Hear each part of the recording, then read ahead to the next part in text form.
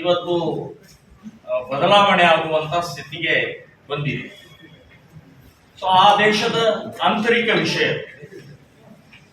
ಆದರೆ ಇವತ್ತು ನಮ್ಮ ಹಿಂದೂಗಳ ಮೇಲೆ ದೌರ್ಜನ್ಯ ಆಗ್ತಾ ಇದೆ, ಹಿಂದೂಗಳನ್ನ ಟಾರ್ಗೆಟ್ ಮಾಡ್ತಾ ಇದ್ದಾರೆ. ದೇವಸ್ಥಾನಗಳನ್ನ, ಹಿಂದೂ ಮನೆಗಳನ್ನ, ಹಿಂದೂ ಹೆಣ್ಣು ಮಕ್ಕಳನ್ನ, ಹಿಂದೂ ಅಂಗಡಿಗಳನ್ನ ಇದನ್ನ ಒಡೆದು ಹಾಕೋದು, ಬೆಂಕಿ ಹಚ್ಚೋದು, ಹಿಂದೂ ಹೆಣ್ಣು ಮಕ್ಕಳ ಮೇಲೆ ಅತ್ಯಾಚಾರ ಮಾಡುವಂತಹದ್ದು ಇದು ನಡೀತಾ ಇರುವಂತಹದ್ದು ಖಂಡನೀಯವಾದ.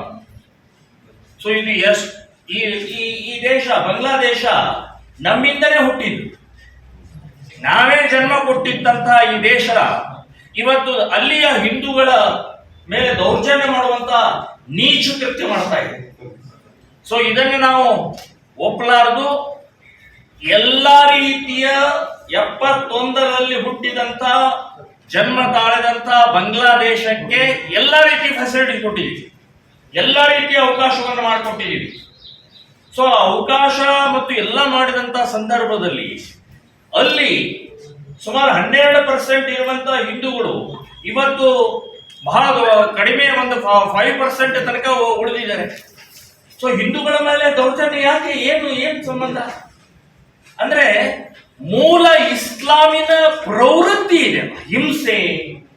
ಇದು ಬಹಳ ದೊಡ್ಡ ಪ್ರಮಾಣದಲ್ಲಿ ಇಡೀ ಜಗತ್ತಿಗೆ ಇದು ಇವತ್ತು ಆಗ್ತಾ ಇದೆ. ಆದರೆ ನಾವು ಅಲ್ಲಿಯ ಹಿಂದೂಗಳ ಸುರಕ್ಷತೆ ದೃಷ್ಟಿಯಿಂದ ನಾವು ಇದನ್ನ ಖಂಡಿಸ್ತಾ ಇದ್ದೀವಿ. ಕೇಂದ್ರ ಸರ್ಕಾರಕ್ಕೂ ಕೂಡ ಎಚ್ಚರಿಕೆಯನ್ನು ಕೊಡ್ತಾ ಇದ್ದೀವಿ. ಎಷ್ಟರ ಮಟ್ಟಿಗೆ ದೌರ್ಜನ್ಯ ಅಂತಂದ್ರೆ, ಇಸ್ಕಾನ್ ದೇವಸ್ಥಾನ ಬಹಳ ದೊಡ್ಡ ದೇವಸ್ಥಾನ 71ರಲ್ಲಿ ಭಾಗ ಆದಾಗ ಸಂತ್ರಸ್ತರಿಗೆ, ಲಕ್ಷಾಂತರ ಮುಸ್ಲಿಂ ಸಂತ್ರಸ್ತರಿಗೆ ಊಟ ಕೊಟ್ಟಂತಹ ಇಸ್ಕಾನ್ ಅನ್ನ ಇವತ್ತು ಒಡೆದು ಹಾಕಿದ್ದಾರೆ.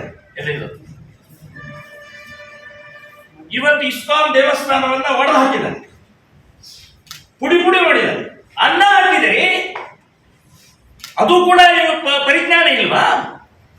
ಅನ್ನ ಹಾಕಿದಂತ ದೇವಸ್ಥಾನ ಆ ಜನರಿಗೆ ಒಂದು ಉಪಕಾರ ಅನ್ನುವಂತ ಭಾವನೆ ಇಲ್ಲದ್ದು ಇವತ್ತು ಆ ದೇವಸ್ಥಾನವನ್ನೇ ಇವತ್ತು ಒಡೆದು ಹಾಕ್ತಾರಂತಂದ್ರೆ, ರವೀಂದ್ರನಾಥ್ ಟಾಗೋರ್ ಅವರು ಅವ್ರ ಮೂರ್ತಿಯನ್ನು ಹೊಡೆದಿದ್ದಾರೆ.